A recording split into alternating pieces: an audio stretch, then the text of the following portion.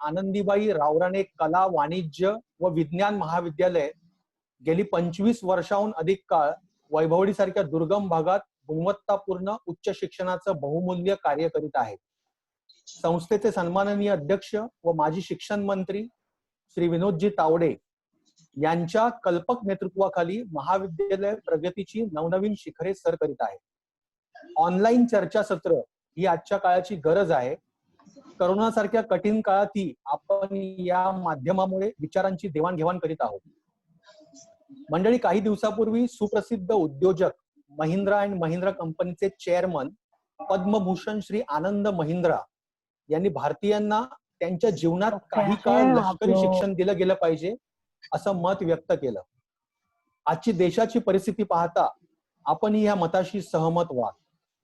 नागरिकांमध्ये शिस्तीचा अभाव, आपत्ती काळात कसं वागावं याविषयी असलेलं अज्ञान, नियोजन शून्य यंत्रणा यामुळे आपण संकटांचा प्रभावीपणे सामना करण्यास असमर्थ ठरतो. यामुळेच राष्ट्रीय छात्र सेनेसारख्या छात्रसेनेचे महत्व अधोरेखित होते. एनसीसी ही देशांतर्गत आपत्ती प्रसंगी नागरी संरक्षण आणि नागरी सेवेसाठी मोलाचे कार्य करते. एनसीसी द्वारे भारतीय सेनेविषयी आवड निर्माण व्हावी यासाठी विविध कार्यक्रमांचे आयोजन केले जाते. देशाप्रती आदर, प्रेम, निष्ठा असलेले साहसी युवक तयार केले जातात. आज भारतासमोर चीन, पाकिस्तान, अंतर्गत यादवी, आपत्कालीन परिस्थिती अशी विविध आव्हाने उभी आहेत. या पार्श्वभूमीवर एनसीसीचे महत्व निश्चितच अधोरेखित होते. आपण सर्व भारत भूमीचे आशास्थान आहोत. भारताचे संरक्षण ही आपली सामूहिक जबाबदारी आहे आणि त्यामुळेच आजचे हे वेबिनार विशेष महत्वाचे आहे. हे ऑनलाईन वेबिनार विद्यार्थ्यांच्या जीवनातील राष्ट्रीय छात्र सेनेच्या उपयुक्ततेचा अभ्यास करण्यासाठी निश्चित उपयोगी होईल असा मला विश्वास आहे. पुन्हा एकदा आजच्या वेबिनारसाठी शुभेच्छा व्यक्त करतो आणि सर्व विद्यार्थ्यांचे स्वागत करतो. धन्यवाद. जय हिंद, जय महाराष्ट्र. सुरक्षित राहा आणि काळजी घ्या. आता ह्यानंतर जे वेबिनार होणार आहे त्या वेबिनार विषयी इन्स्ट्रक्शन्स सगळे किशोर वाघमारे सर देतील. whatever difficulties, whatever instructions are there, they will give you. So accordingly you do it. But I am requesting you, kindly unmute yourself and kindly make your video off so that you can give seamless interaction with webinar. So handing over to organizing committee. Thank you. Thank you sir, thank you. I would like to hand over this session to respected Arun sir. Can you hearing me, sir? Yeah. Sir, please continue. Yeah, you are hearing? Yes, you are getting me? Sir, please continue. You are getting me? Yes, sir. Your voice is audible. Okay. Thank you. Okay. Please mute the other participants' voice.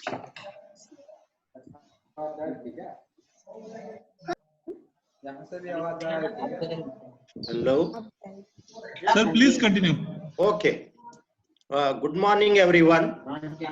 Honorable dignitaries present over here, ladies and gentlemen. Myself, Major Dr. A.N. Basugude. I am working as Professor and Head, Department of Statistics in the Gopala Krishna Gokhale College, Kolhapur from last 32 years. At the outset, I congratulate Principal Dr. C.S. Kakade sir for organizing this special type of webinar for our NCC cadets. I also congratulate team members and governance council members for taking efforts for organizing this webinar. I am also thankful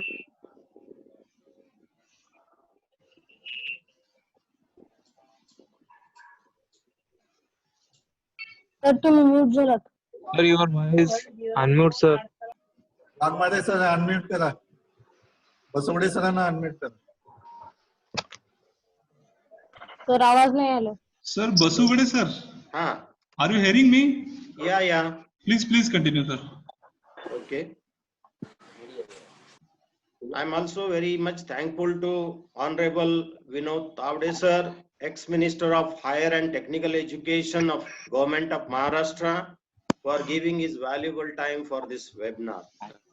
For the convenience of our cadets in Maharashtra, I would like to deliver this presentation in Marathi.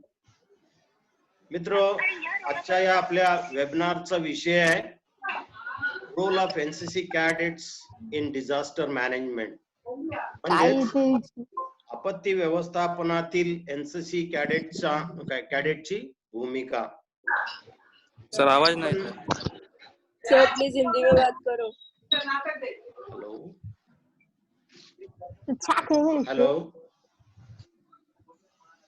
हे webinar आपण 4 भागांमध्ये बघणार आहोत. सुरुवातीला आपण introduction आणि त्याची necessity जी आहे ती बघणार आहोत. त्यानंतर डिझास्टरचे जे टाइप्स आहेत ते बघायचे आहेत आपल्याला. त्याच्यानंतर आपला एनसीसी कॅडेटचा रोल काय आहे तो आपण बघणार आहोत. आणि शेवटी आपण डूज अँड डोंट्स जे आहेत, आपण काय करायचं आणि काय नाही करायचं आहे याबद्दल बघणार आहोत. खरं तर आपण सर्वच जण दररोजच्या दररोजच आपण आपत्तीचं व्यवस्थापन करत असतो. म्हणजे काय की घरातून आपण ज्या वेळेला कुठल्या कामानिमित्त किंवा कॉलेजसाठी किंवा इतर गोष्टींसाठी आपण बाहेर पडतो, त्यावेळेला आपण मग ते 2 व्हीलर वरती असेल किंवा आपल्या 4 व्हीलर असेल किंवा चालत निघालो असेल, तरी सुद्धा आपण त्या आपत्तीचं ऍक्सिडेंट होऊ नये या दृष्टीनं आपण सगळे ट्रॅफिक रूल्स वगैरे पाळत असतो आणि स्वतःला प्रोटेक्ट करायचा प्रयत्न करतो. म्हणजे थोडक्यात आपण आपत्तीचं व्यवस्थापनच करत असतो. त्याचबरोबर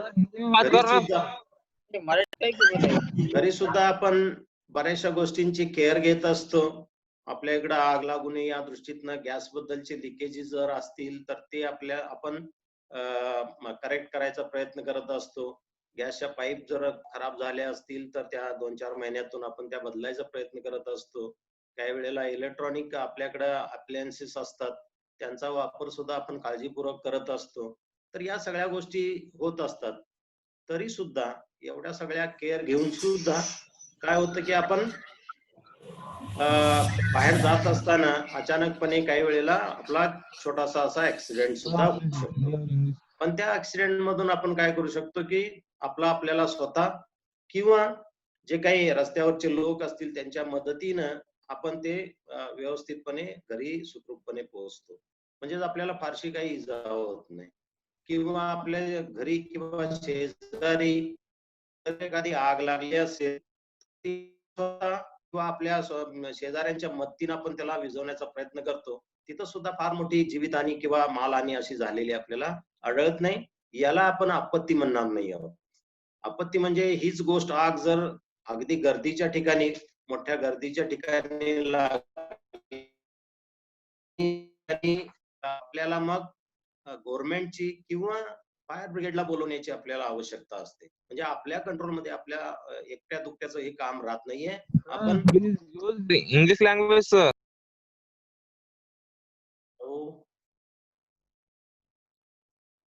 hello hello.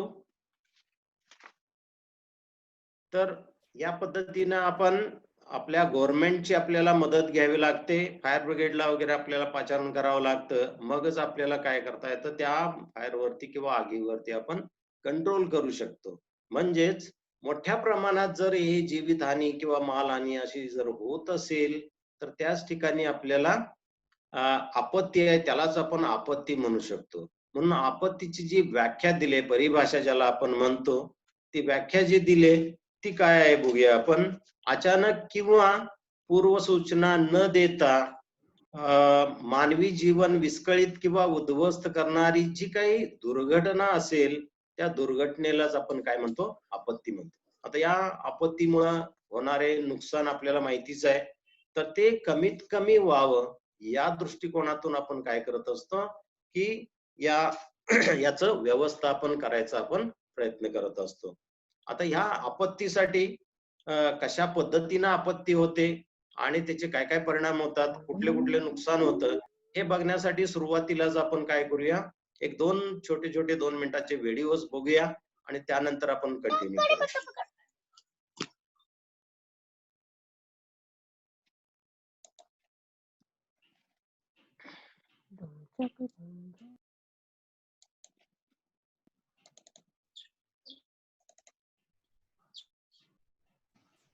Sir, please sharing. Yes. Quickly, sir.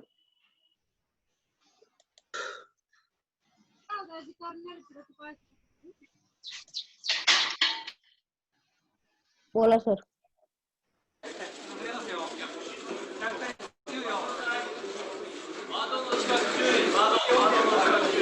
Ibaraki Airport was shaken violently. Part of the ceiling of the terminal building fell. It's my mother tongue. Wow, sir. 1件火災が発生しています。これは地震発生直後のです。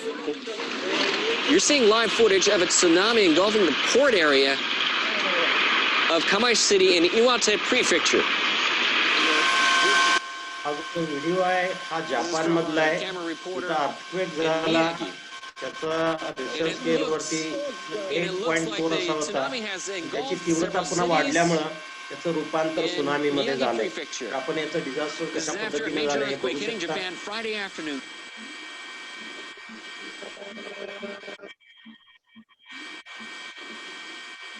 In northeastern Japan's Iwate Prefecture, tsunami waves of over 4 meters were observed soon after the quake. In the Sendai area, Miyagi Prefecture, north of Japan. So it says the quake measured magnitude 8.4. It has revised it upwards to 8.4. The agency has issued a tsunami warning for Japan's Pacific coast. A large inferno, Chiba Prefecture, Ichihara area. Oil refinery up in blaze. That blaze lighting up the whole area in yellow. So you're seeing a fire that is completely raging out of control. This probably as far as they can get close to that fire that looks like bigger than some of the surrounding buildings, completely raging out of control. Live coverage from our helicopter up in northern Miyagi. Tsunami, obviously. Still not known. This is Hachinohe City at 4:30 p.m. and we can observe the tsunami hitting the port. And obviously someone inside the building waving a white towel.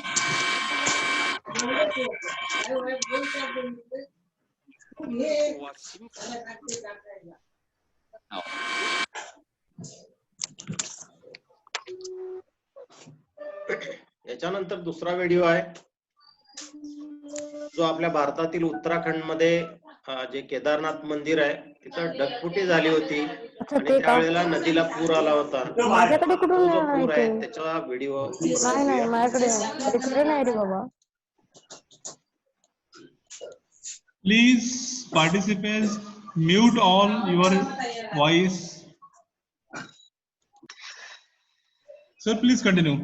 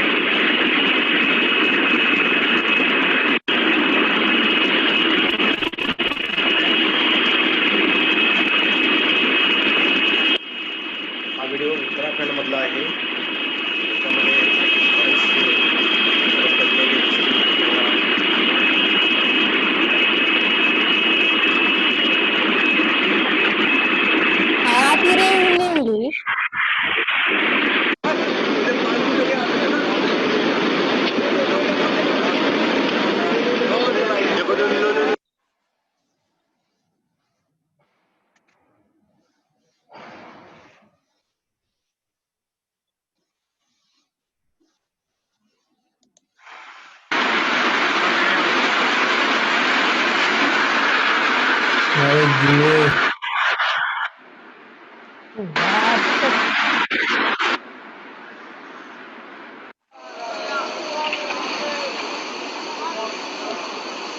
house is swept away by floods in India. 36 hours of rain have taken a heavy toll in northern parts of the country. The flooded river Ganga has ruined houses and businesses on and near its banks.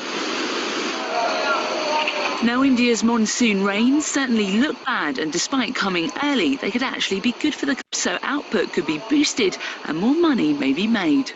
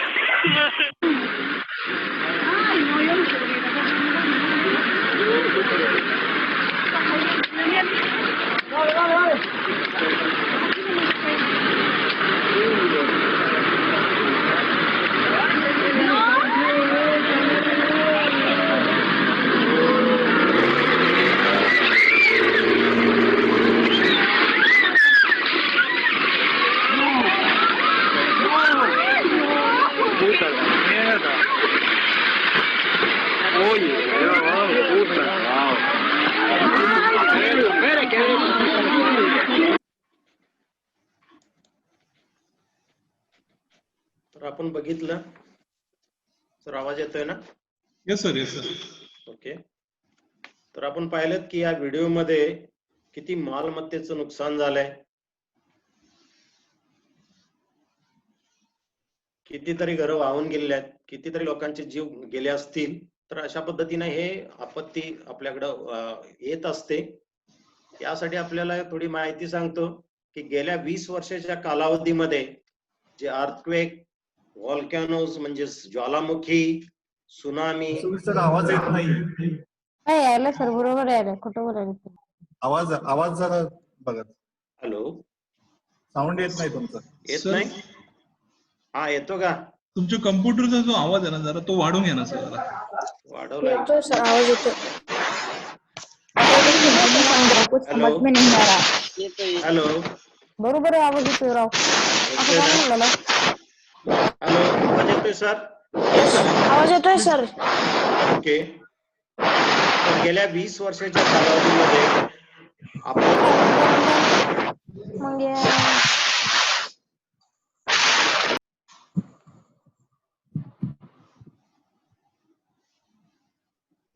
Sir please unmute करा तुम्हाला sir. Mute झालात sir तुम्ही. तर काय तुम्ही करून राहिले? हा सर, प्लीज कंटिन्यू. ओके.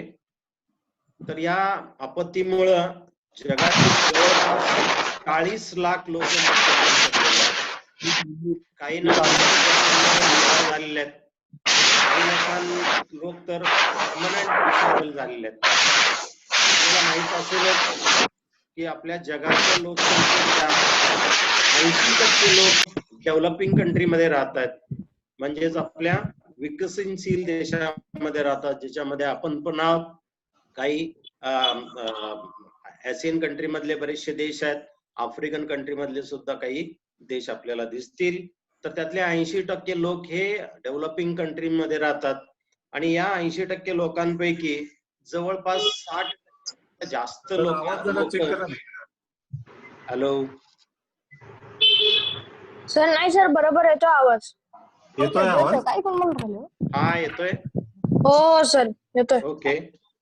तर या 80% लोकांपैकी 60% लोकांपेक्षा जास्त लोक हे भूकंप वगैरे जे आपत्ती आहेत त्याच्यामुळं प्रभावित झालेले आपल्याला दिसतात. त्याच्यानंतर त्याचबरोबर आपल्याला इतर माहिती पण 90% आपत्ती या आपल्या डेव्हलपिंग कंट्री मध्ये होत आहेत.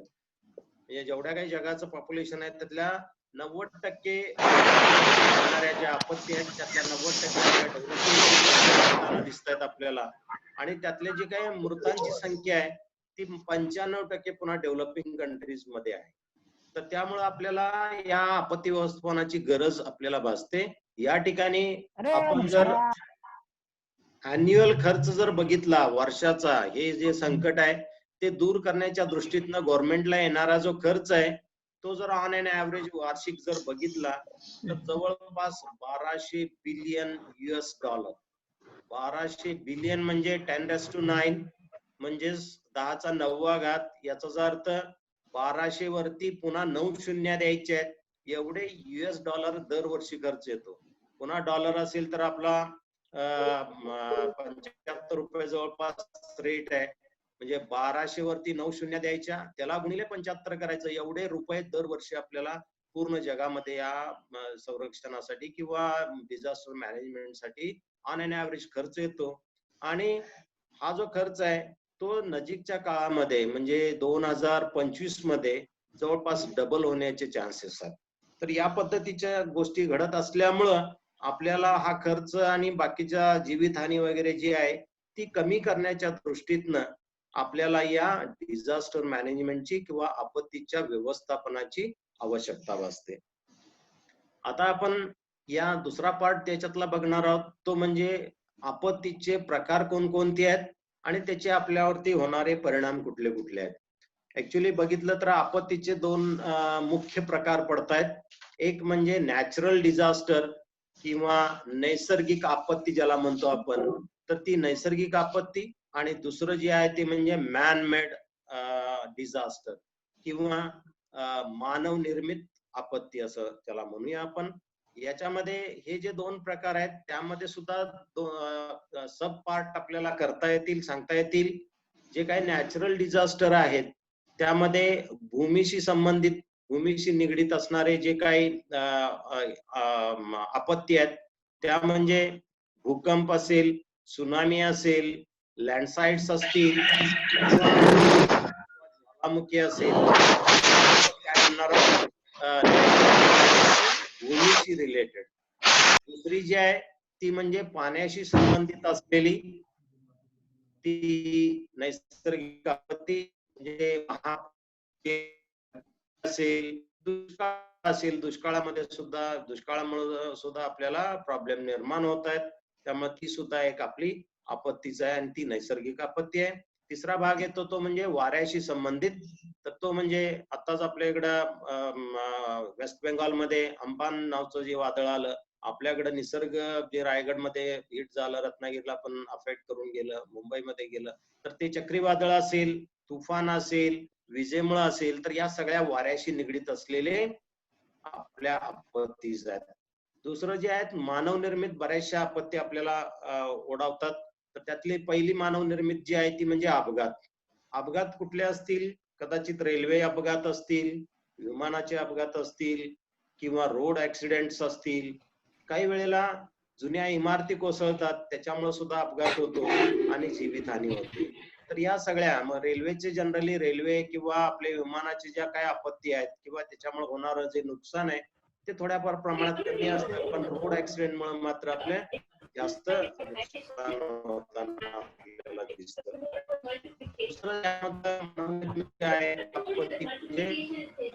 इंडस्ट्रियल मिसहॅप्स, इंडस्ट्रीमध्ये उद्योगधंद्यांमध्ये घडणारे जे काही दुर्घटना असतील त्या, जसं गॅस लिकेज असेल, काही इंडस्ट्रीमध्ये स्फोट सुद्धा होतो. तर याला आता आपल्या कोविडच्या कालावधीमध्ये सुद्धा इंडियामध्ये 2 ठिकाणी लिकेजेस झालेले आपल्याला बघायला मिळाले.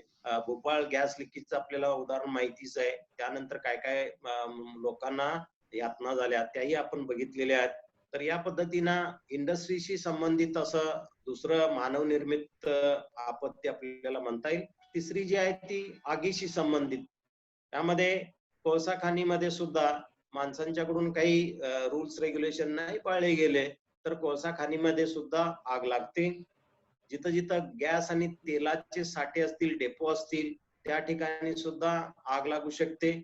आपल्याला माहिती आहे की पेट्रोल पंपावरती आपण मोबाईल वरती बोलायचं नाहीये किंवा सिगारेट बिडी वगैरे जे असेल तर ते पेटवायचे नाहीयेत, तरी सुद्धा आपले लोक ह्या गोष्टी नियम पाळत नाही आहेत आणि त्यामुळं प्रॉब्लेम होतात किंवा त्यामुळं आपल्याला आपत्तीला सामोरं जावं लागतं.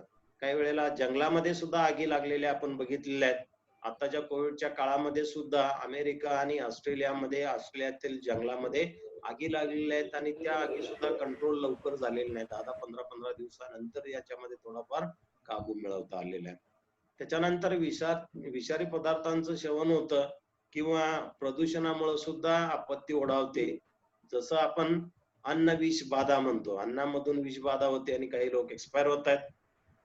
पाणी प्रदूषण होतं, पाणी कंटेमिनेट होतं आणि त्यामुळे सुद्धा काही लोकांची एक्सपायरी आपण बघतो. दारू जी आहे, लिकर जी आहे, त्याच्यामधलं काही केमिकल कंपोजिशन थोडस कमी जास्त झालं तरी त्याचं विष तयार होतं आणि बरीचशी लोक एक्सपायर होताना आपण बघतो. साथीचे रोग सुद्धा आपण म्हणायला हरकत नाहीये, तर ते सुद्धा संसर्गामुळे एकमेकाला मानव निर्मितच आहे असं आपल्याला म्हणता येईल. त्याच्यानंतर येतो युद्ध. कोणत्याही प्रकारचं असेल त्याच्यामुळे येणारे आपल्याला त्रास बराचसा युद्धानंतर होत असतो. मग ते कन्व्हेन्शनल असेल किंवा केमिकल वॉर असेल किंवा बायोलॉजिकल वॉर असेल किंवा न्यूक्लिअर वॉर असेल, तर त्या वॉर नंतर बऱ्याच लोकांना बंबार्डिंग वगैरे होत असतं, त्यामुळं त्याचे स्किन डिसीजेस वगैरे होताना आपल्याला दिसून येतात. त्याच्यानंतर टेररिस्ट अटॅक हा सुद्धा एक भाग आपला मानव निर्मित आहे असं आपल्याला म्हणता येईल. तर हे सगळ्या काय झाले आपले टाइप्स झाले. पहिला जो आहे तो म्हणजे नैसर्गिक म्हणजे नॅचरल डिझास्टर, दुसरा आहे तो मानव निर्मित किंवा मॅन मेड डिझास्टर असं आपल्याला म्हणता येईल. आता या आपत्तीमुळं काय काय गोष्टी घडतात बऱ्याचशा आपल्याला माहिती आहेत, काही गोष्टी मी त्यामध्ये ऍड करतोय. पहिली काय गोष्ट होते तर जीविताची हानी तर होतच असते. सगळे जिथं जिथं आपल्याला आपत्ती येते त्या ठिकाणी पूर आला असेल, व्हॉल्कॅनो झाला असेल, अर्थक्वेक झाला असेल तर लोकांचा मृत्यू बऱ्या मोठ्या प्रमाणात घडत असतो. त्यामुळे जीविताची हानी तर होत असते, मालमत्तेची पण हानी होताना आपल्याला दिसते. त्याचबरोबर संपर्काचं जाळं जे आहे ते विस्कळीत होताना आपल्याला दिसतं. संपर्क जाळं म्हणजे आपले टेलिफोन चे पूल असतील, इलेक्ट्रिसिटी सप्लाय असेल, या सगळ्या पुरामुळे किंवा भूकंपामुळे वगैरे कोलॅप्स होत आणि त्यामुळं हे जाळं जे आहे आपलं कम्युनिकेशन ते जाळं सुद्धा कमी होताना आपल्याला दिसतं किंवा ते विस्कळीत झालेलं आपल्याला दिसतं. त्यानंतर पुरामुळं घरात आपण काही खाद्यपदार्थ ठेवलेले असतात किंवा खाण्यापिण्याचा साठा करून ठेवलेला असतो, तो सुद्धा पुरामुळे तो खराब होताना आपल्याला दिसतो. शेतीमालाचं नुकसान होतं. शेतीमाल म्हणजे घरात आलेलंच नाहीये, तर शेतात उभं असलेलं सुद्धा ऊस असेल, भुईमुग असेल किंवा सोयाबीन असेल तर बरेच 15-1 दिवस जर पाणी त्याच्यामध्ये राहिलं तर त्या सुरळीत जर ऊसाच्या पाणी गेलं असेल तर तो पूर्णतः ऊस खराब होतो, कुजून जातो. तशाच भुईमुगाची स्थिती होते, तशीच आपली सोयाबीनची स्थिती होते, इतर पिकांची स्थिती सुद्धा त्याच पद्धतीनं होत असते. त्यामुळे शेतीमालाचं बऱ्याच मोठ्या प्रमाणात नुकसान होतं. सायक्लोन किंवा आपलं व्हॉल्कॅनोज म्हणजे ज्वालामुखीमुळं पूर्ण गावच्या गाव गाडलं जातं. काही वेळेला ती गाव पूर्णतः उद्ध्वस्त होताना आपल्याला दिसतात. आता सुद्धा आपल्याकडे जे काही निसर्ग आलं त्यामध्ये सुद्धा काही गावांना बऱ्यापैकी त्रास झालेला किंवा प्रॉब्लेम झालेला, त्यांची घरं उद्ध्वस्त झालेली आपल्याला दिसून येतात. त्यानंतर रोगराईचं प्रमाण वाढण्याचं प्रमाण हे जास्त दिसतं आपल्याला या आपत्तीनंतर किंवा या डिझास्टर नंतर.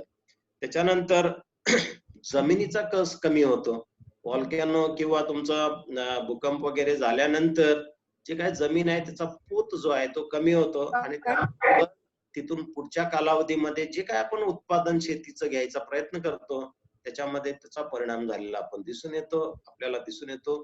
त्याच्यामध्ये ते उत्पादन घटलेलं आपल्याला दिसतं. त्याच्यानंतर बरेचसे आजार आपल्याला होताना दिसत आहेत, जसं स्किन डिसीज, चर्म रोग म्हणूया आपण, हृदय रोग म्हणूया किंवा फुफ्फुसांचे रोग यांचं प्रमाण वाढलेलं, रक्तदाब याचं सुद्धा प्रमाण वाढलेलं आपल्याला दिसतं. त्याच्याच बरोबर अर्थव्यवस्था विस्कळीत झालेली आपल्याला दिसते. अर्थव्यवस्था आता सुद्धा आपला जीडीपी ह्या कोविडच्या आधी बघितला तर 4-4.5च्या आसपास आपण सांगत होतो आणि आता जर बघितला तर तो लोकांनी इकॉनॉमिस्टने मेन्शन केले की 1.5 पर्यंत आहे आणि तो निगेटिव्ह किंवा 0 पर्यंत जाण्याचे चान्सेस सुद्धा आहे. आता हे जर आपले जीडीपी वगैरे आपला कमी झाला किंवा आर्थिक व्यवस्था जर खराब झाली तर आपल्या नोकऱ्यांवरती पण त्याची गदा येते. आणि त्यामुळं कारण का गव्हर्नमेंटला जर पेमेंट करायला जर पैसे नाही मिळाले तर पगार जर कमी असेल तर आजचा झालेला पगार घेऊन आपण काय जाणार नाही, तो पुढच्या महिन्यात होतो की नाही याची गॅरंटी नसेल तर आपण काय करतो, तो सेव्ह करून पुढच्या महिन्यासाठी आपण ठेवायचा प्रयत्न करतो. त्यामुळे मार्केटमध्ये कुठल्याच आयटमना मागणी नाही. मागणी नसेल तर मग उठाव होणार नाही आणि मग त्यानंतर त्याचं प्रोडक्शन करण्यात काही पॉईंट नाही आहे.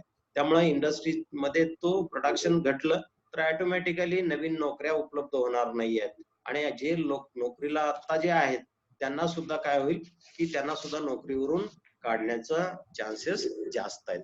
त्यामुळं हे बेकारी वाढण्याचा पण धोका याच्यामध्ये जास्त आहे. तर हे झाले सगळे परिणाम.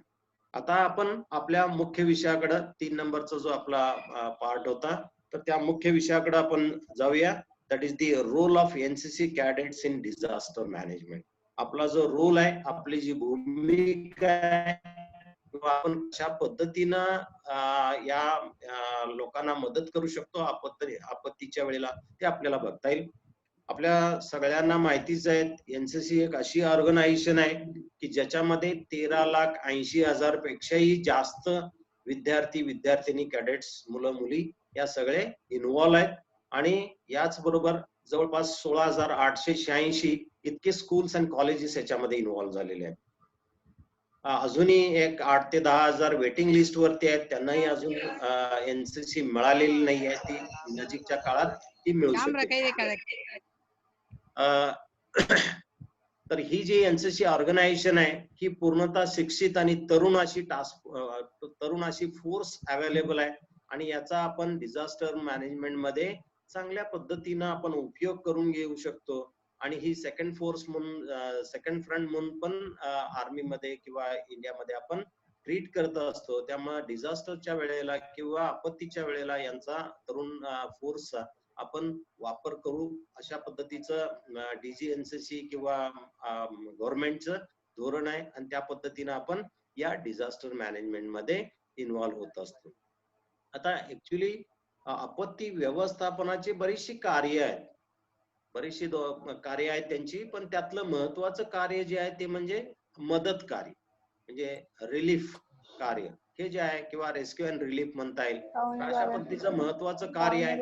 आणि ते जर कार्य करायचं असेल तर आपल्याकडे बऱ्याच गोष्टी त्यासाठी लागतात. काही वस्तू आपल्याकडे असणं गरजेचं आहे. त्या वस्तू कोणकोणत्या लागतात ते बघूया आणि मग आपण वेगवेगळ्या ठिकाणी त्या वस्तूंचा वापर करून कशा पद्धतीनं त्यामध्ये इन्व्हॉल्व होऊ शकतो, आपला रोल काय करू शकतो आणि मग बटालियन लेवलला काय त्याचा रोल असतो, त्या 2-3 गोष्टी आपण बघणार आहोत. तर या मदत कार्यासाठी लागणाऱ्या गोष्टी कोणकोणत्या आहेत? तर पुरामध्ये अडकलेले लोक असतील त्यांना आपण शेल्टर होम मध्ये जर शिफ्ट वगैरे केलेलं असेल तर त्यांच्याकडे आहे त्या कपड्यांनुसार ते बाहेर पडलेले असतात. त्यामुळे त्यांना कपड्यांची गरज भासेल. त्यामुळे क्लोथिंग त्यांना मिळणं हे गरजेचं असेल. त्याचबरोबर त्यांच्या बेडिंगची सोय करणं सुद्धा गरजेचं असेल आपल्याला. त्यामुळे बेडिंग आयटमची आपल्याला आवश्यकता लागेल. पावसाचं प्रमाण असल्यामुळे काही गोष्टी त्यांनाही मदत करायची असेल तर रेनकोटची गरज आपल्याला लागेल. त्याच्यानंतर आपण जे निवारा कक्ष बनवणार आहोत तर प्रत्येक वेळेला आपल्याला त्या पुराच्या परिस्थितीत किंवा आणखी अर्थक्वेकच्या परिस्थितीत आपण जिथं इव्हेंट घडलेला आहे त्या घडलेल्या इव्हेंटच्या शेजारीच आपल्याला बांधीव असं काही शाळा कॉलेजेस वगैरे मिळतील आणि कन्स्ट्रक्टेड एरिया मिळेल असं काही नाही आहे. आणि त्यामुळे आपल्याला तिथं टेंट मारावे लागतील. टेंटेजची आवश्यकता आपल्याला भासेल. हा एक भाग आहे. त्यानंतर टेम्पररी शेल्टर बनवण्यासाठी वॉटरप्रूफ मटेरियल काय आपल्याकडं उपलब्ध होत असेल तर ते आपल्याला बघावं लागेल. वॉटरप्रूफ मटेरियल म्हणजे तरी काय की आपले म्हणजे प्लास्टिक वगैरे जे असतं अशा गोष्टी आपण घ्यायला हरकत नाही. त्याच्यानंतर आपल्याला रोपची सुद्धा गरज असेल. दरीमध्ये काही कोसळले असतील तर त्या ठिकाणी रोपची गरज भासते. पुरामधले लोकांना बाहेर काढण्यासाठी सुद्धा रोपची गरज भासते.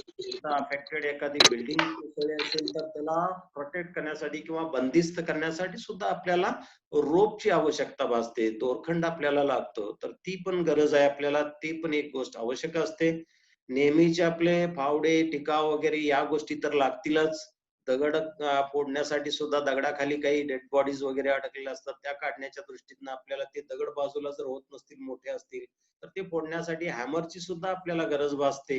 काही वेळेला काही टेंट लावण्याच्या साठी सुद्धा आपल्याला हॅमरची गरज भासते. पुराचं वगैरे जर असेल तर त्यासाठी आपल्याला बोटची आवश्यकता लागते. त्या बोटी चालवण्यासाठी फ्युएलची आवश्यकता लागते. कुक्ड फूड लागेल, तर त्याबरोबर ड्राय रेशनची सुद्धा आपल्याला आवश्यकता भासेल. पिण्याचं पाण्याची आपल्याला आवश्यकता भासेल. त्याचबरोबर ऍम्ब्युलन्स लागतील, कारण ज्या काही इंजर्ड बॉडीज असतील किंवा इंजर्ड पर्सन्स असतील त्यांना दवाखान्यापर्यंत किंवा ऍटलिस्ट प्राथमिक उपचार करण्यापर्यंत किंवा आपण जे काही निवारा कक्ष आपण ओपन केले असतील तिथपर्यंत नेण्यासाठी का असेना आपल्याला ऍम्ब्युलन्सची गरज भासणार आहे.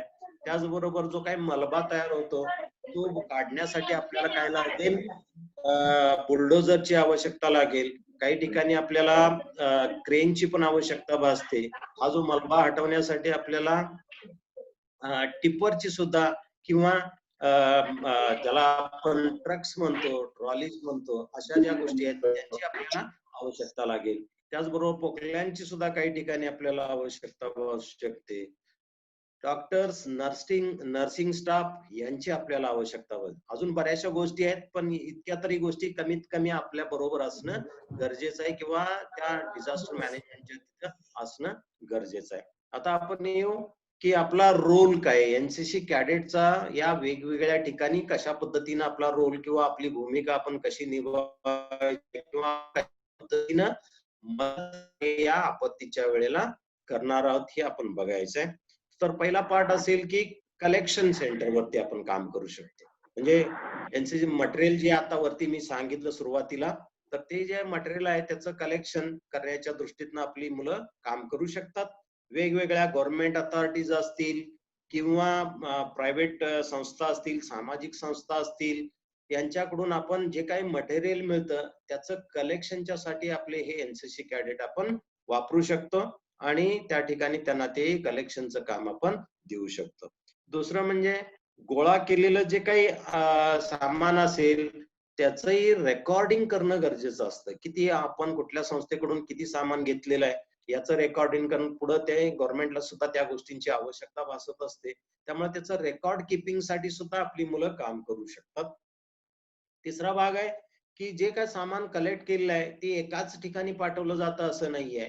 वेगवेगळ्या ठिकाणी त्याचं किंवा पुराचं असेल तर एकाच गावात काय पूर आला असं 10 गावात पूर आला असं 10 ठिकाणी आपल्याला त्याचं डिस्ट्रीब्युशन करणं गरजेचं असतं. आणि म्हणून त्यासाठी आपल्याला लागतं की त्या मटेरियल जे काय आपण घेतलंय त्याचं आपण काय करावं लागतं की पॅकिंग करावं लागतं आणि ते मटेरियल पॅक करून आपण त्या ठिकाणी पोहोचवत असतो. तर पॅकिंग साठी लागणारे जे काही विद्यार्थी आहेत ते सुद्धा एनसीसीचे विद्यार्थी असू शकतात. तर या पद्धतीनं पॅकिंग साठी जनरली लेडीज साठी किंवा गर्ल्स कॅडेट साठी याचा जास्त उपयोग केला जातो. पॅकिंग एक ठिकाणी बसून करायचं असतं त्यामुळे जास्त रिस्क असत नाही, त्यामुळे गर्ल्स कॅडेटचा पॅकिंग साठी वापर केला जातो. आता या सगळ्या गव्हर्नमेंटच्या बरोबर काम करण्याबरोबर आपण स्वतः सुद्धा एखादं कलेक्शन सेंटर आणि डिस्ट्रीब्युशन सेंटर आपण तयार करू शकतो. त्यासाठी सुद्धा स्वतः आपण आपला वापर करू शकतो आणि त्या पद्धतीने आपण वेगवेगळ्या ठिकाणी डिस्ट्रीब्युशन करू शकतो. त्याच्यानंतर दुसरा पार्ट येतो हे गोळा केलेलं जे काही मटेरियल आहे त्याचं डिस्ट्रीब्युशन करणं, त्या ठिकाणी पोहोचवण्याचं काम आपले कॅडेट्स करू शकतात. पब्लिक डिस्ट्रीब्युशन सिस्टीम PDS म्हटलं जातं त्याला, त्यांच्या माध्यमातून आपण हे साहित्य त्या डेस्टिनेशन मध्ये पोहोचू शकतो. त्याचबरोबर डिफेन्स फोर्स बरोबर सुद्धा आपण फूड पॅकेट्स असतील, पाण्याची व्यवस्था असेल किंवा औषधं असतील किंवा इतर अत्यावश्यक सामान जे आहे त्याचं वाटप आपण करू शकतो with the help of cadets. कॅडेटच्या साह्याने आपण हे डिस्ट्रीब्युशन करू शकतो. गेल्या वर्षी ज्या वेळेला कोल्हापूर सांगलीमध्ये पूर आला त्यावेळी मी स्वतः यामध्ये या लोकांच्या बरोबर सांगलीला शिरोळ भागामध्ये हेलिकॉप्टर मधून फूड पॅकेट डिस्ट्रीब्युशन साठी गेलो होतो. पण त्या ठिकाणी नेव्हीचे लोक होती, पण सगळीकडेच पुराचं पाणी असल्यामुळं वरून आम्हाला पॅकेट टाकता आले नाहीत, कारण पाण्यात जाऊन ते खाली जातील आणि त्या लोकांना मिळणार नाहीत. आणि म्हणून शेवटी आम्ही असं ठरवलं की एका शाळेमध्ये त्याचं डम्पिंग करायचं आणि तिथून मग ज्या त्या लोकांना पोचवलं जाईल. तर त्या पद्धतीनं हे जे डिस्ट्रीब्युशन आहे ते आम्ही हेलिकॉप्टर मधून एका शाळेमध्ये उतरवलं आणि त्यानंतर त्या लोकांना पोहोचवलं. इथं आपण आणखी एक व्हिडिओ बघूया ज्यामध्ये व्हाईट आर्मी कोल्हापूरमध्ये आहे. ते वेगवेगळ्या ठिकाणी मदत कार्य करत असतात आणि त्यामध्ये माझ्याच कॉलेजचे काही विद्यार्थी सुद्धा त्यामध्ये व्हॉलेंटियर्स म्हणून काम करतात आणि मग आपण एनसीसी कॅडेट सुद्धा या पद्धतीचं जोखमीचं काम सुद्धा त्यांनी केलेलं आहे. ते आपण या व्हिडिओ मध्ये बघूया. जे काही मगाशी तुम्हाला एक व्हिडिओ दाखवला उत्तराखंडचा, त्या ठिकाणी ते फूड पॅकेट्स पोहोचवण्यासाठी तिथं गेले होते किंवा मदत कार्य करण्यासाठी गेले होते. तर ते अगदी दुर्गम भागामध्ये ते गेले होते आणि त्यामध्ये ते फूड पॅकेट फक्त डिस्ट्रीब्यूट करण्यासाठी किंवा त्या ठिकाणी पाठवण्यासाठी कशा पद्धतीने त्यांना कसरत करावी लागले ती आपल्याला बघता येईल आणि त्या व्हिडिओ मध्ये आपण बघूया.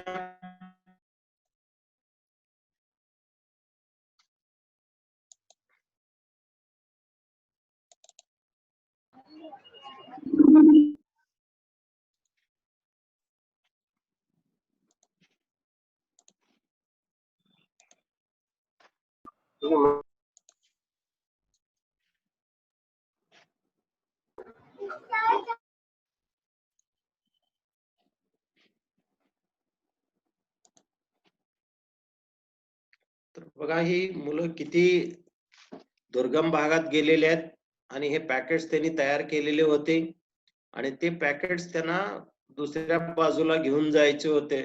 तर ते कसे करतात ते बघून घ्या. आपले पण एनसीसी कॅडेट या पद्धतीनं हे काम करू शकतात.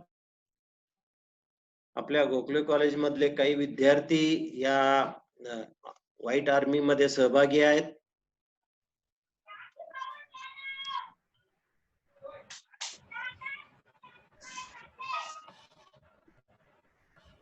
हा जो पहिला कॅडेट दिसतो हा गोखले कॉलेजचा प्रशांत शेंडे नावचा विद्यार्थी आहे. त्यामुळे आपण सुद्धा अशा पद्धतीचं करायला हरकत नाही.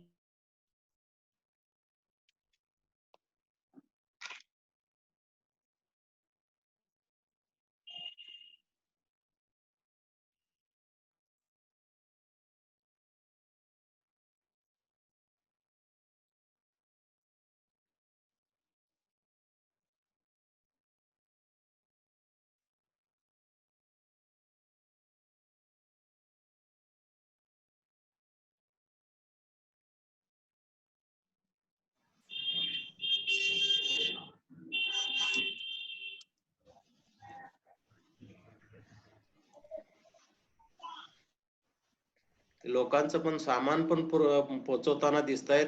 बाकीचे लोक पाठीमागे जे आहेत सिव्हिलियन्स त्यांचंही सामान ते पोहोचवताना, लेडीज पण इथं दिसत आहेत, त्यांचं सामान ते घेऊन जाताना दिसत आहेत आपल्याला. आणि शेवटी याच्यानंतर हे लोकांना आपलं कार्य सक्सेस झाल्याबद्दल किती आनंद झालाय आपण बघू शकता इथं. हा बघा शेवटी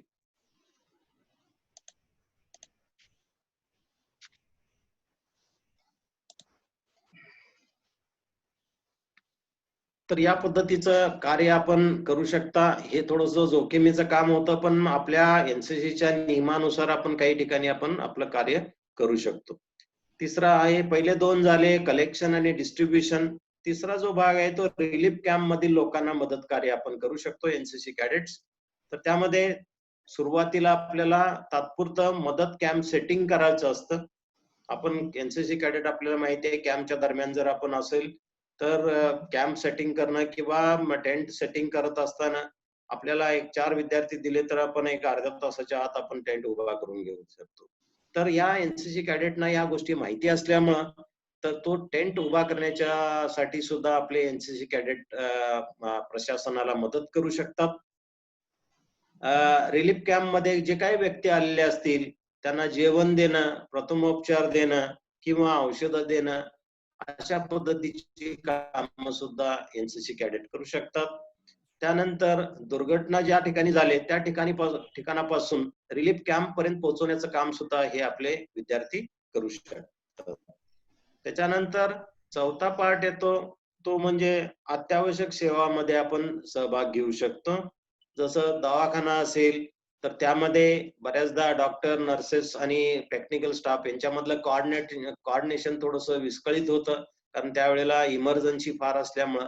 तर त्यावेळेला त्यांना मदत आपले कॅडेट्स हे समन्वय साधण्याच्या दृष्टीनं करू शकतात. त्या ठिकाणी दवाखान्यामध्ये डिसिप्लिन, जसं आता करोनाच्या पेशंट असतील तर आपलं सोशल डिस्टन्सिंग पाळणं गरजेचं आहे.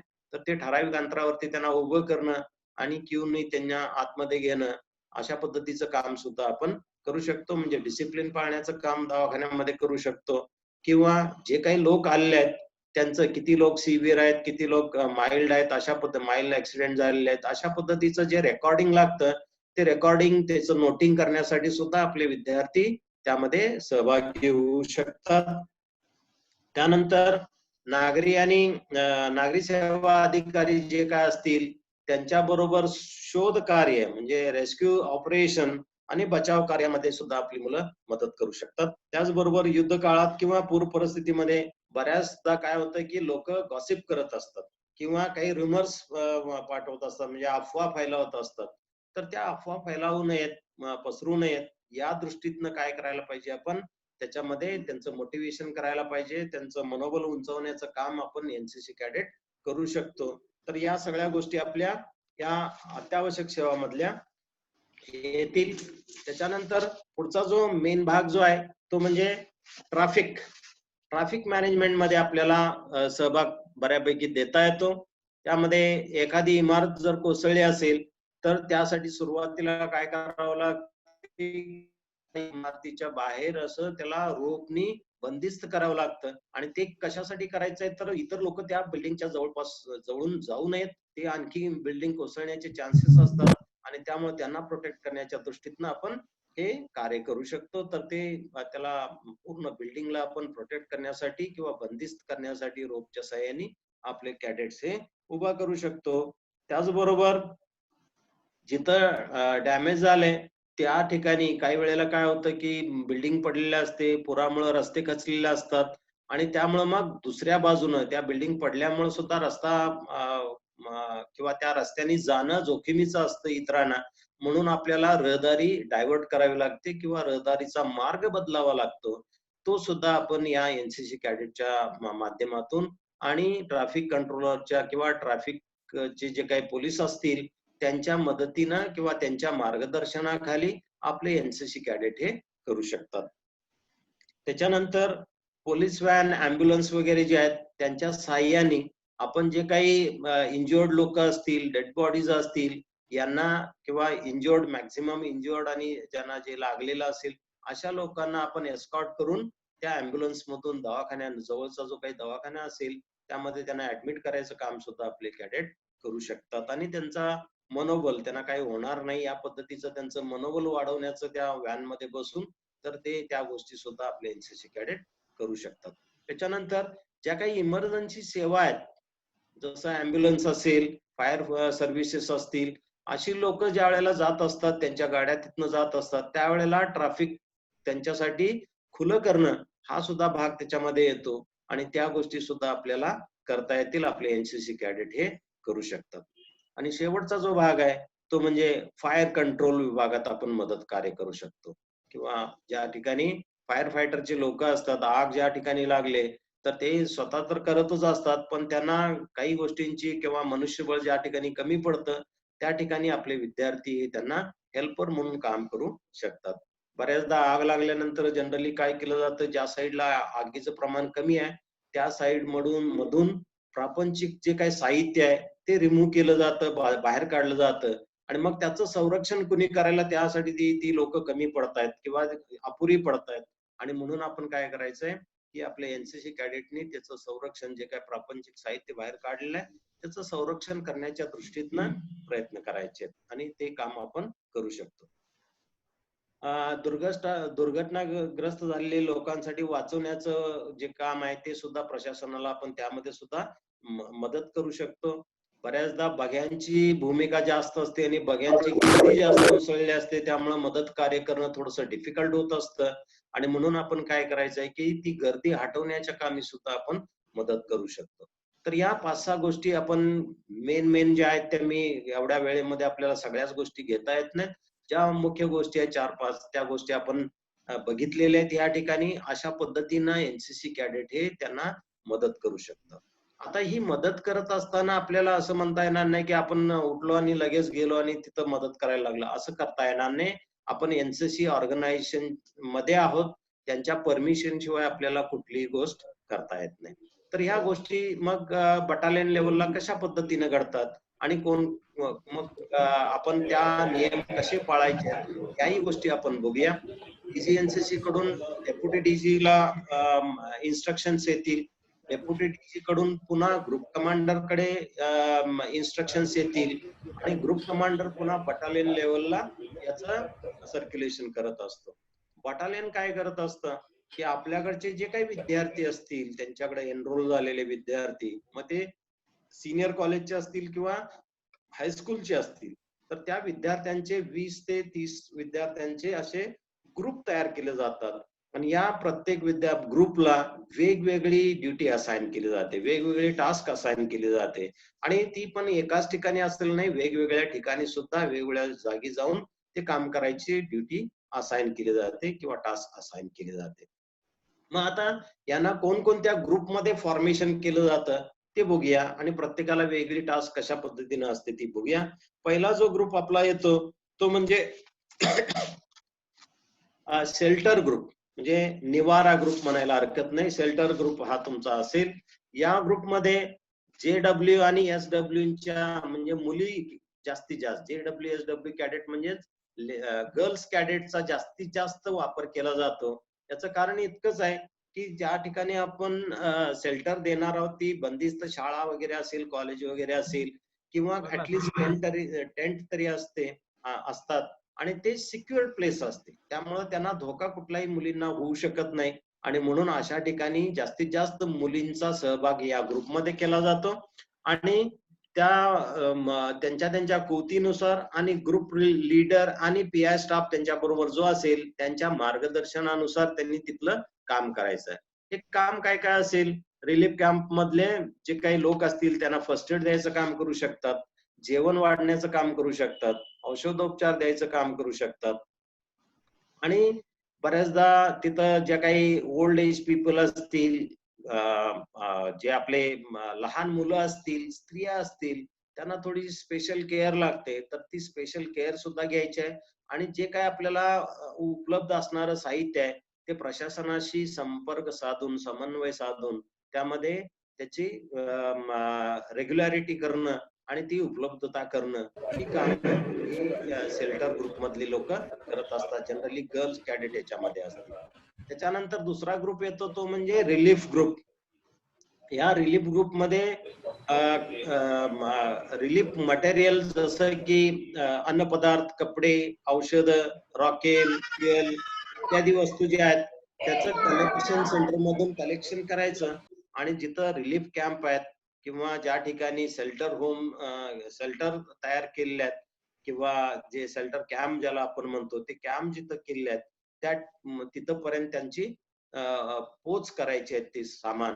तर या पद्धतीचं काम तिथं केलं जातं या रिलीफ ग्रुपमध्ये आणि ते पुरेसं आणि रेग्युलर त्यामध्ये राहील असं प्रशासनाच्या मदतीने या गोष्टी आपले एनसीसी कॅडेट बघत असतात. तर हा दुसरा ग्रुप जो बटालियन बनवतं ते म्हणजे रिलीफ ग्रुप असेल. तिसरा ग्रुप आहे इव्हॅक्युएशन अँड रेस्क्यू ग्रुप, निर्वासन व बचाव ग्रुप असं आपल्याला म्हणता येईल. या ग्रुपमध्ये शक्यतो मानसिक आणि शारीरिक दृष्ट्या तंदुरुस्त असलेले विद्यार्थीच यामध्ये सिलेक्ट केले जातात, कारण हे काम जोखमीचं असल्यामुळं त्या ठिकाणी त्याचा माइंडसेट चांगला असायला पाहिजे आणि तब्येत सुद्धा चांगली किंवा अंगात ताकद, स्ट्रॉंगनेस सुद्धा असणं गरजेचं आहे. तर असेच विद्यार्थी या ग्रुपमध्ये समाविष्ट केलेले असतात. जनरली SW आणि SDचेच विद्यार्थी यामध्ये, ज्युनियर किंवा हायस्कूलचे विद्यार्थींना यामध्ये समाविष्ट केलं जात नाही. त्याच्या आधी ज्या वेळेला हे विद्यार्थी सिलेक्ट केले जातात त्यांना रेस्क्यू आणि इव्हॅक्युएशनचं थोडं ट्रेनिंग आधी दिलं जातं आणि मगच या ठिकाणी पाचारण त्यांना केलं जातं. तर हा तिसरा ग्रुप आहे बटालियन बनवतं. तिसरा ग्रुप हा इव्हॅक्युएशन आणि रेस्क्यू ऑपरेशन साठीचा ग्रुप. त्याच्यानंतर येतो तो म्हणजे first ad group. First ad group मध्ये जनरली सायन्स मधले विद्यार्थ्यांचा जास्त वापर केला जातो. सायन्स फॅकल्टीकडील जे काही एनसीसी कॅडेट्स असतील त्यांचं सिलेक्शन याच्यामध्ये जास्तीत जास्त केलं जातं. काही वेळेला जर नर्सिंगचा जर नॉलेज असेल असे विद्यार्थ्यांचं सिलेक्शन केलं जातं. त्यातल्या त्यात सायन्स मधल्या सुद्धा बी ग्रुपचे विद्यार्थी असतील, जसे की केमिस्ट्री असेल, बॉटनी असेल, झूलॉजी असेल, जिओलॉजी असेल, मायक्रोबायोलॉजी असेल, अशा पद्धतीचे जे काही विषय असतील, अशा विषयाचे जे काही कॅडेट्स एनसीसी आहेत त्यांना प्राधान्यक्रम दिला जातो आणि या ग्रुपमध्ये त्यांना समाविष्ट केलं जातं. तर हे फर्स्ट एड ग्रुपचं काम आपल्याला माहितीच आहे की जे काही जखमी असतील त्यांना मदत देणं किंवा प्रथमोपचार त्यांच्यावरती करायचा आहे. त्याच्यानंतर शेवटचा जो ग्रुप येतो तो म्हणजे कार्कास डिस्पोजल ग्रुप. कार्कास म्हणजे काय की जनावरांचं जे मृतदेह आहेत, शव आहेत, त्यांची विल्हेवाट लावण्यासाठीचा ग्रुप हा बनवलेला असतो. तर आपल्याला माहिती आहे की पुराच्या पाण्यात बरेचसे जनावर एक्सपायर होतात आणि मग ते बरेच दिवस पाण्यामध्येच राहिल्यामुळं आजूबाजूला आपल्या दुर्गंधी सुरू होते आणि त्याचबरोबर रोगराई पसरण्याचे सुद्धा चान्सेस बरेचसे असतात आणि त्यामुळं त्यांची विल्हेवाट लवकरात लवकर लावणं हे आवश्यक असतं आणि त्यासाठी हा ग्रुप बनवलेला असतो. इथं सुद्धा या ग्रुपमध्ये सुद्धा मेंटली स्ट्रॉंग असणारी मुलंच इथं लागतील आणि फक्त एसडी कॅडेट्स म्हणजे बॉईज फ्रॉम सिनियर कॉलेज एवढ्यांनाच यामध्ये इन्व्हॉल्व्ह केलं जातं. गर्ल्सना यामध्ये इन्व्हॉल्व्ह केलं जात नाही आणि शारीरिक दृष्ट्या आणि मानसिक दृष्ट्या स्ट्रॉंग असणारी मुलांचंच यामध्ये सिलेक्शन केलं जातं. आता या सगळ्या गोष्टी आपण बघितलेत. आता शेवटचा जो भाग बघायचा आहे तो म्हणजे डूज अँड डोंट्स. आपत्ती व्यवस्थापनामध्ये गेल्यानंतर आपण कोणकोणत्या गोष्टी करायच्यात आणि कोणकोणत्या गोष्टी करायच्या नाहीत त्या महत्वाच्या आहेत, त्या बघूया. जास्तीत जास्त डोंट्स यामधले जास्त महत्वाचे आहेत. तर पहिला जो आहे तो आपण ज्या वेळेला एनसीसी ड्युटी वरती जात असतो त्यावेळेला नेहमीच आपण हे पालकांचं परमिशन लेटर द्यावं लागतं. त्यांना पालकांचं परमिशन लेटर, योग्य ते बॉन्ड्स जे असतात ते बॉन्ड पेपर तयार करून आपण बटालियन मध्ये जमा करायचे. ही पहिली गोष्ट करायची आहे. कारण त्यामध्ये किरकोळ काय असताना जर ऍक्सिडेंट झाला आपला सुद्धा तर ते त्यामधून आपल्याला वेलफेअर सोसायटी मधून आपल्याला त्याचा बेनिफिट्स मिळू शकतात. यासाठी हे बॉन्ड्स तयार केले जातात. त्याच्यानंतर प्रथम स्वतःची काळजी घ्यायची आहे आणि नंतर मग इतरांचा बचाव करायचा प्रयत्न करायचा आहे. आपण पहिला सिक्युअर व्हायचं आणि त्या पद्धतीनं दुसऱ्यांचा बचाव आपल्याला सिक्युअर करत करत आपण इतरांचा बचाव करायचा आहे. त्यानंतर आपले जे काही सिनियर्स असतील किंवा पीआय स्टाफ असेल किंवा बटालियननं दिलेल्या ज्या काही सूचना आहेत त्यांचं तंतोतंत पालन आपण करायचं आहे. त्यानंतर आपण पॉझिटिव्ह राहायचं आहे आणि बाकीच्यांना मोटिवेट पण करायचं आहे की हे मदत कार्य करण्यासाठी. तर हा एक भाग आपण करता येईल. त्यानंतर ज्या वेळेला आपण ट्रॅफिक मॅनेजमेंटच्या साठी किंवा ट्रॅफिक कंट्रोलसाठी आपण ज्या वेळेला रस्त्यावर जात असतो त्यावेळेला आपण एकटे जायचं नाहीये. ट्रॅफिक पोलीस जे आहेत त्यांच्या मदतीशिवाय आपण कुठलंही काम करायचं नाहीये. जे काय आपल्याला तिसरा पुढचा पार्ट आहे तो जे आपल्याला साहित्य दिलेलं आहे डिझास्टर मॅनेजमेंट किंवा डिझास्टर रिलीफ साठी, तर ते साहित्य त्या आपत्ग्रस्तांनाच आपण ते वाटायचं आहे. इतरांना किंवा प्रायव्हेट आपल्या माहितीचे लोक आहेत म्हणून त्यांना दिलं असं न करता त्यांनाच देणं गरजेचं आहे. कारण त्याला ते लिमिटेड असं रिसोर्सेस असतात. त्यामुळं आपण त्या आपत्ग्रस्तांना किंवा ज्यांचा ऍक्सिडेंट झालेला आहे किंवा जे आपत्ती ज्यांच्यावरती ओढावली आहे अशा लोकांनाच आपण हे साहित्य वाटायचं आहे. त्यानंतर पोहता न येणारे जे काही कॅडेट्स असतील तर त्यांनी पाण्यापासून दूर असणारे कामातच इन्व्हॉल्व्ह व्हायचंय. जनरली एनसीसी कुणालाही असल्या न पोहता येणाऱ्या मुलांना त्या पाण्यात जाणाऱ्या ग्रुपमध्ये टाकतच नाहीयेत, पण तरी सुद्धा काही मुलं हे न सांगता त्याच्यामध्ये जात असतात. तर हा जो भाग आहे तो आपण त्यामध्ये पाळायचा आहे. त्याच्यानंतर आपल्या कृतीतून दुसऱ्यासाठी आपण उदाहरण सुद्धा सेट करायचं आहे. त्यानंतर आपल्या ग्रुप मधले जे काही विद्यार्थी असतील त्यांच्या बरोबर आपण नेहमी कोऑर्डिनेशन ठेवायचं. तर या गोष्टी आपण आपत्ती व्यवस्थापनामध्ये पाळायच्या आहेत किंवा डूज म्हणता येईल आपल्याला याच्यामध्ये. आणि जे डोंट्स आहेत, ज्या गोष्टी आपल्याला करायच्या नाहीत त्याही आपण बघूया. जनरली एसडब्ल्यू आणि जेडब्ल्यू जे कॅडेट्स आहेत म्हणजे मुलींचं जे गर्ल्स कॅडेट जे आहेत त्या बचाव डायरेक्ट त्यांना बचाव कार्यामध्ये इन्व्हॉल्व्ह करा. इतर कार्य त्यांच्यासाठी आहेत, पण रेस्क्यू ऑपरेशन मध्ये त्यांना पाठवायचं नाहीये. त्याच्यानंतर विषारी ज्या वस्तू आहेत त्यांचं डिस्पोजल करण्यासाठी आपण पुढे जायचं नाहीये. विषारी वस्तू डिस्पोजल करणारे त्यांची टीम असते गव्हर्नमेंटची, त्यांचं ते करत राहतील, आपण त्यामध्ये इन्व्हॉल्व्ह व्हायची गरज नाहीये. सिरियस फ्रॅक्चर्स असतील तर ते किंवा इजा झालेल्या असतील तर त्याच्यामध्ये आपण आपलं डोकं लावून काही गोष्टी करायच्या नाहीत. मायनर असतील आणि जे आपल्या अधिकारात येत असतील तेवढ्यांच आपण ट्रीटमेंट करायचे. अदरवाईज असल्या याच्यामध्ये सिरियस पेशंट मध्ये आपण इन्व्हॉल्व्ह व्हायचं नाही किंवा त्यांना कुठल्याही पद्धतीची आपण स्वतः ट्रीटमेंट द्यायची नाहीये. त्याच्यानंतर हाय रिस्क कामामध्ये आपण सहभाग घ्यायचा नाहीये. हाय रिस्क म्हणजे अगदी कड्यावरनं कोसळलेल्या एखादी व्हेकल असेल किंवा बस वगैरे असेल आणि त्याच्यातून लोकांना रेस्क्यू करत असताना अगदी कड्यावरती जाऊन तिथनं त्याचं रेस्क्यू ऑपरेशन केलं जातं. अशा ठिकाणी नाही, थोड्या अंतरावरती राहून तुम्ही रेस्क्यू ऑपरेशन मध्ये मदत करू शकता. आपण डायरेक्ट तिथं हाय रिस्कच्या ह्याच्यामध्ये आपण भाग घ्यायचा नाही. त्यानंतर आपल्याला दिलेलं जे काही साठा आहे, जेवण असेल, पाणी असेल किंवा औषधं असतील, खाद्यपदार्थ असतील, ते जे आहेत त्यांचा गैरवापर करायचा नाही किंवा त्याची नासाडी होणार नाही याची दक्षता सुद्धा आपण घ्यायची आहे. त्यानंतर ट्रॅफिक कंट्रोलसाठी आवश्यक सुविधा आपल्याकडे असणं गरजेचं आहे. सगळ्यात आधी लागतं आपल्याला व्हिसल, शिट्टी आपल्याकडे असणं गरजेचं आहे, ग्लोव्ज असणं गरजेचं आहे. त्यासाठी रोप ज्या वेळेला आपण एस्कॉर्ट करत असतो किंवा एखादी बिल्डिंगला आपण प्रोटेक्ट करत असतो त्यावेळेला रोपची गरज भासते. रात्रीची वेळ असेल तर टॉर्चची आवश्यकता असते. तर अशा गोष्टी असल्याशिवाय आपण त्याच्यामध्ये सहभाग घ्यायचा नाहीये. त्यानंतर काही गोष्टी कमी पडत असतात. डिझास्टर मॅनेजमेंट करायचे म्हटलं तर काही गोष्टी कमी पडत असतात, तर ते कमतरतेबाबत आपण कुठल्याही पद्धतीची तक्रार करायची नाहीये, पण त्याच्या पूर्ततेसाठी आपण प्रयत्न करायचे आहेत. तर अशा पद्धतीनं हे डूज आहे. तर आता आपण बऱ्यापैकी सगळ्या गोष्टी आपण यामध्ये कव्हर केलेल्या आहेत. या सर्व गोष्टींचा खबरदारी घेऊनच आपण मदत कार्यात सहभाग घेऊ शकता किंवा सहभागी होऊ शकता. शेवटी कोल्हापूर आणि इतर राज्यामध्ये त्याच वेळेला महापूर आला होता आणि त्या परिस्थितीचा मदत कार्याचा एक व्हिडिओ आपण बघूया आणि थांबूया. जय हिंद, जय भारत. Thank you sir. तुमचं थँक्यू लेक्चर सर. एक व्हिडिओ बघायचा आहे सर. Okay, please continue. मी तुम्हाला शेअर करतो.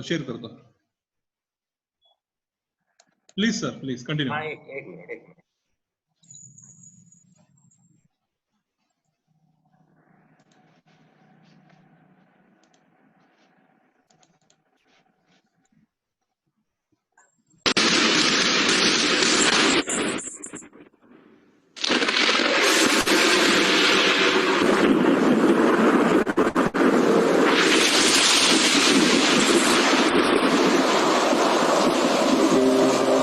बूंद बूंद से बही जिंदगी कुछ इस तरह, रोम रोम में दहशत भरी कुछ इस तरह कि जैसे कयामत का दिन उतरा हो आंगन में। महाराष्ट्र, कर्नाटक, केरल, गुजरात और तमिलनाडु में बाढ़ का कुछ ऐसा कहर बरसा कि कई परिवार इसमें तबाह हुए। इंसान, खेत, घर, जानवर, कुछ नहीं छूटा इस बाढ़ की चपेट से। और चला भारतीय सेना की दक्षिणी कमान का ऑपरेशन मदद।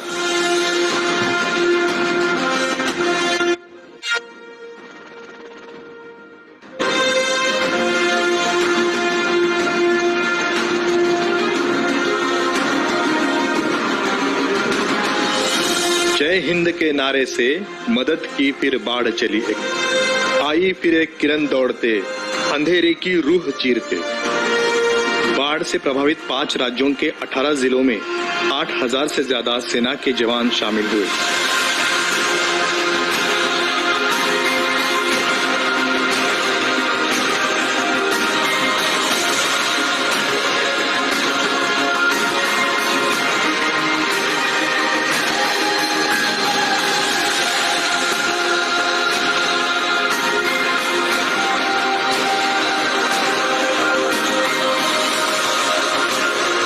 मिलन जो थी वो वर्दी पहने, हल सेना का परचम लहरे। इस सेना ने सीना ताने, बाढ़ में भी रस्ते छाने। The army has rescued over 3,500 people from Karnataka and around 1,500 people from Maharashtra till yesterday, a total of 16 columns. बूढ़े बच्चे माता बहने सबने ली राहत की सांस, फिर से बंधी जो टूटी थी लोगों के जीने की आस। जब सेना आई मदद के लिए, रूप था उसका राणा प्रताप सा और बल था शूर शिवाजी का। इनसे क्या बचती कठिनाई कोई, बाढ़ की थी क्या औकात भी कोई।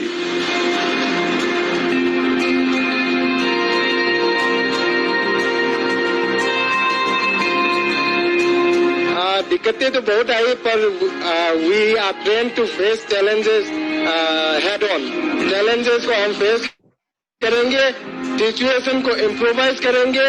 जितना भी रिसोर्सेस हमें मिल रही है, सिविल से, सिविल अथॉरिटी से, पुलिस से, हमारे खुद का, उन सबको मोबिलाइज करके जल्द से जल्द सिचुएशन को नॉर्मलाइज करने की कोशिश चल रही है। लोगों के पास न बचने का कोई तरीका है, न खाने पीने का कोई जुगाड़। ये फौजी कोल्हापुर में घरों में फंसे इन्हीं लोगों को यहीं से खाने पीने का सामान फेंकते हैं। कुल 37,000 लोगों को रेस्क्यू और इवैक्यूएट कर 3500 लोगों को मेडिकल मदद पहुंचाई गई। Lieutenant general S.K. Saini, AVSM, YSM, GSM, army commander southern command ने महाराष्ट्र के बाढ़ प्रभावित क्षेत्रों का दौरा किया और वहां चल रहे आर्मी के रेस्क्यू और मदद ऑपरेशन का मुआयना किया। ये रेनफॉल शुरू हुई थी तकरीबन 3 दिन पहले। अभी स्थिति जो है वहां पे ग्रिम है और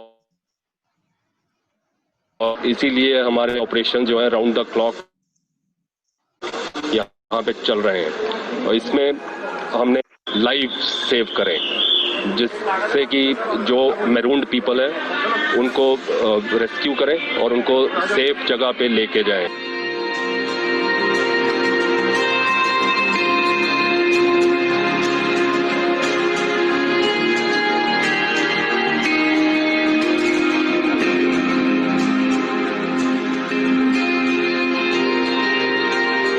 दुख दर्द सब मिट गए, हुआ खत्म बाढ़ का किस्सा।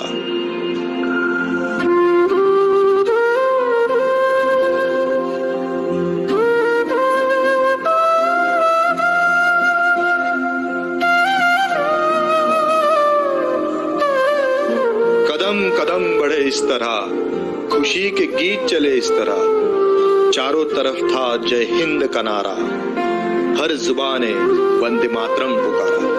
हंसी जगाकर हर चेहरे पर हर जवान था परिवार का हिस्सा।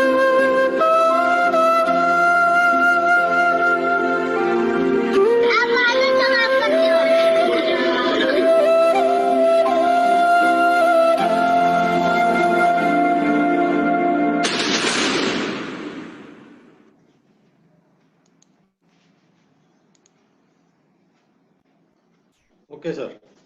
Thank you. छान लेक्चर हो sir. Thank you very much. Sir तुमचं लेक्चर छान होतं. चॅट बॉक्स वरनं सगळं समजतंय की विद्यार्थ्यांना तुमचं लेक्चर आवडलेलं आहे. As per the chat box, whatever the written by the participation, they says that outstanding lecture have been delivered by the Professor Arun Basugade sir. I would like to thank you on behalf of Anandibai Raurane Arts Commerce Science College. I would like to hand over this session for what do we say, vote of thanks to Khan Shetty sir. Khan Shetty sir, are you Khan Shetty sir? हाँ hello, हाँ येते आवाज. Sir, please start your vote of thanks, sir. Thank you. Okay.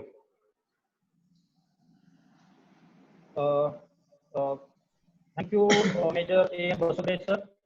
तर मित्रांनो, आजच्या या state level वेबिनारसाठी उपस्थित major doctor A. Basude sir, GKG college Kolhapur यांनी आपल्याला डिझास्टर मॅनेजमेंटचे प्रकार, त्यानंतर त्याचे कारणे, त्याचे परिणाम, त्यासाठी होऊ नये म्हणून त्यासाठी आपण काय उपाय केलं पाहिजे, ॲज अ NCC कॅडेट म्हणून आपण काय समाजासाठी योगदान करू शकतो, त्यासाठी तुमचं रोल काय आहे याबद्दल सरांनी अतिशय उत्तमरित्या आपल्याला मार्गदर्शन केलं. प्रथमतः मी त्यांचं आभार मानतो. तसेच ऑल सगळे एनसीसी कॅडेट्स, एएनओज, सीटीओज, त्यानंतर आर्मी ऑफिसर्स यांनी सुद्धा या वेबिनारसाठी उपस्थिती दर्शवली. तुमचं सुद्धा या ठिकाणी आभार मानतो. तसेच संस्थेचे पदाधिकारी हे सुद्धा उपस्थित राहिले या वेबिनारसाठी, त्यांचं सुद्धा आभार. तसेच 58 Maharashtra battalion Sindhudurg, colonel Naresh Kumar sir, lieutenant colonel Unnikrishnan sir यांनीही या कार्यक्रम घेण्यासाठी आम्हाला मार्गदर्शन केलं. त्यांचं सुद्धा मी या ठिकाणी आभार मानतो आणि हा वेबिनार या ठिकाणी संपला असं जाहीर करतो. तर सर्व विद्यार्थ्यांना एक सूचना आहे की व्हॉट्सअपवरती फीडबॅक फॉर्म शेअर करण्यात येईल. तर ते फीडबॅक फॉर्म तुम्ही भरून सबमिट करायचं आहे, तेव्हा तुम्हाला ई सर्टिफिकेट तुमच्या ईमेल अकाउंटवरती येईल. All students are suggested to submit the feedback form which I am going to share in WhatsApp group. Then you can get the e-certificate on your email ID. Thank you. Jai Hind. Thank you, sir. Thank you. Thank you, Jen. The video lecture link for this video lecture will be shared to WhatsApp group. Kindly do not leave the WhatsApp group because of today's resource person lecture will be uploaded on YouTube, and the link of the YouTube will be provided to the WhatsApp group. I am going to end this meeting. Thank you, Pracharya, Kakade sir, Kamshetty sir, and Arun Basugade sir. Thank you. Thank you very much. Thank you, sir.